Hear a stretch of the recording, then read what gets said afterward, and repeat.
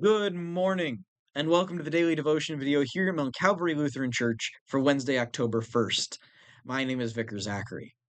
This week we've been moving through the first 5 chapters of the book Joining Jesus on His Mission, and looking at how the missionary field has changed from what we think about in the Far East and places like Africa to being in our own backyard. Today I want to open our devotion by reading from the book of Acts, chapter 17. Beginning on verse 16. Now while Paul was waiting for them in Athens, his spirit was provoked within him, and he saw that the city was full of idols. So he reasoned in the synagogue with the Jews and the devout persons in the marketplace every day with those that happened to be there. Some of the Epicurean and the Stoic philosophers also conversed with him and said, "What does this babbler wish to say?" Others said, "He seems to be a preacher of foreign divinities," because he was preaching Jesus and the resurrection. And they took him and brought him to the Areopagus, saying, "We know what you have been teaching and what you are May we know what you have been teaching and what you are presenting? For you bring some strange things to our ears, and we wish to know, therefore, what these things mean." Now all the Athenians and all the foreigners who lived there would spend their time in nothing except telling or hearing of something new. And the reason why I want to start us off on this text is because chapter 3 is talking about, or chapter 3 of Joining Jesus is talking about how the river has moved. Now, to explain this, it opens with the image of the Choluteca Bridge. I butchered that pronunciation, but bear with me.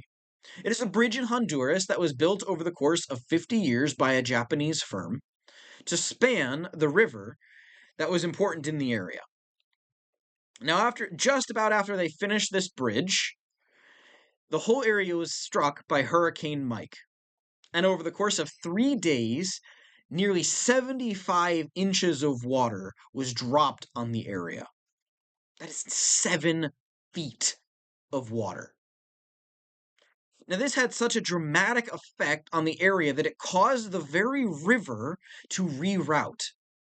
And now, if you look at the images of the bridge, there is a bridge over on the left and a river on the right, and never the two shall touch. It is a perfectly good bridge that goes over nothing. Now, the reason I bring this up is because we have seen a lot of bridges going over nothing here in America. You see, in colonial America, the first thing that most communities built when they were establishing a new town is a church, a meeting place. And it served as the center for the community, both spiritually and culturally. And that really spoke a lot to their culture, that the church was the center point, and the church was placed at a point in which it could be the center for people to gather and meet. But now, especially speaking of my own experience in St. Louis, that is not where churches are anymore. As cities expanded, as rural areas grew, as there were more suburbs, the centers for culture and meeting moved away from these initial urban centers.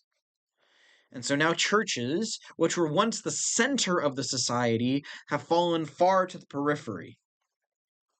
For my own church in St. Louis, most people drove up to between 10 and 15 minutes to attend service.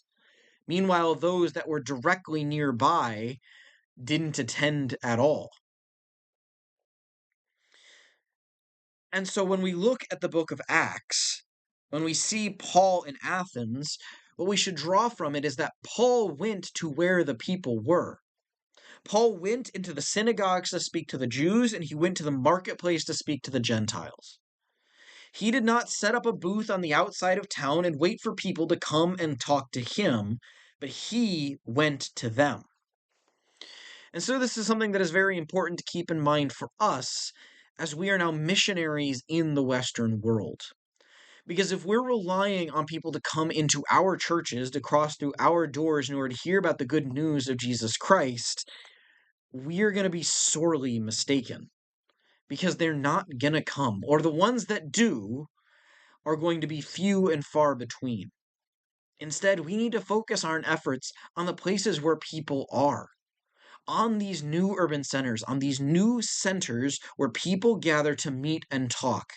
And there we need to share the good news of Jesus Christ. And this can often come off as very scary, very hard, because we have not been well trained on how to be missionaries in our own backyards. And we're going to get into a little bit more of that on Friday about how we do it. But at this time, I want you to take heart, because it is easier than it seems. Many people in our lives simply have not heard about Jesus. Many people have simply not heard the good news. And so a great way to start off the conversation is just to ask if they know anything about Jesus, and you'll be surprised by how many people say no. And that can be a launching point for talking about even the simple stories. Jesus was a man, he was the Son of God, and he came into the world because it needed to be saved. And just that will launch into so many questions and so many opportunities to share the gospel. It can be simple, it doesn't have to be scary, but we do have to go to where people actually are, not just wait for them to come to us. I want to thank you so much for joining me this morning, and I look forward to continuing this discussion tomorrow as we look at the effects of book learning versus action when it comes to the missionary field. I hope you have a wonderful rest of your day, and I look forward to talking to you again tomorrow. Bye.